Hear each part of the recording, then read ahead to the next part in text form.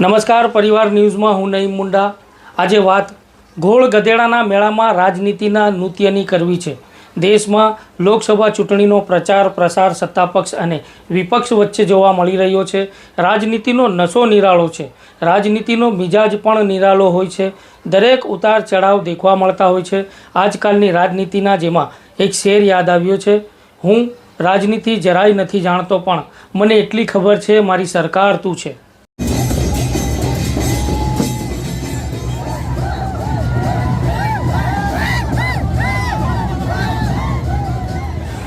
છઠના દિવસે દાહોદ જિલ્લાના ગરબાડા તાલુકાના જેસાવાડા મુકામે ગોળ ગધેડાનો સાંસ્કૃતિક મેળો યોજાયો હતો, જેમાં સાંસ્કૃતિકની સાથે સાથે પરંપરાઓ પણ જોવા મળી હતી। અને બીજું જોવા મળ્યું તો એ રાજકારણ।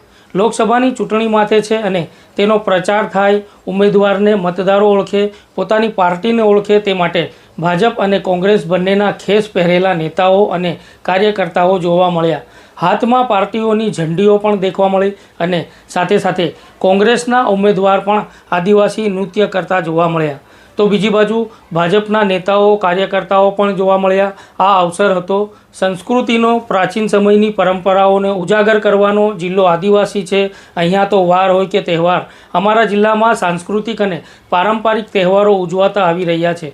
તો આવા મોકા પર કેમ ચોકો ન મરાય તેમ માણીને રાજકીય પાર્ટીઓના નૃત્ય જોવા મળ્યા। આખા મેદાનમાં એક બાજુ કોંગ્રેસ તો બીજી બાજુ તે જ હરોળમાં ભાજપ। બંને પાર્ટીઓના કાર્યકર્તાઓએ કિલકારીઓ કરી અને મોજ મસ્તી કરી હતી અને બંને પાર્ટીના નેતાઓ ભેગા થઈને પણ આદિવાસી નૃત્ય કરતા જોવા મળ્યા હતા। 1 કલાક સુધી ગોળાકારના ફેરાફરી અને નૃત્યો કરતા જોઈને મેળાની મજા માણવા આવ્યા હતા, પરંતુ આ મજામાં પ્રચાર પણ થઈ જાય અને પ્રસાર પણ થઈ જાય તે માટે સાંસ્કૃતિક અને પારંપરિક મેળામાં રાજનીતિનો રંગ જોવા મળ્યો હતો। તેમની સાથે સાથે સ્થાનિક પ્રજાએ પણ મોજ માણી અને મેળામાં ઝૂમતા જોવા મળ્યા હતા।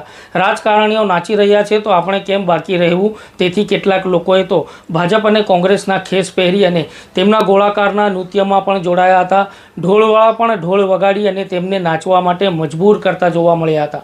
જોઈએ ઢોળ મેળામાં આવેલા રાજકારણીઓના નૃત્યને।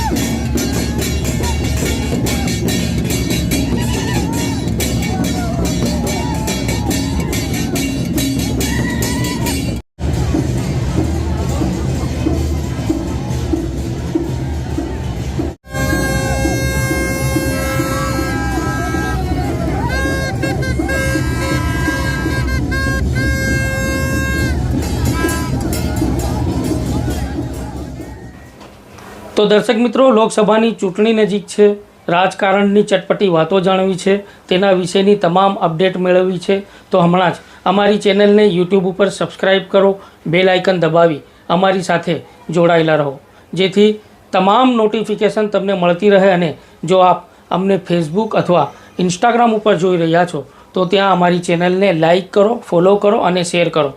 આ સમાચારને લઈને તમારી વાતો કોમેન્ટ બોક્સમાં જરૂરથી જણાવજો. ધન્યવાદ.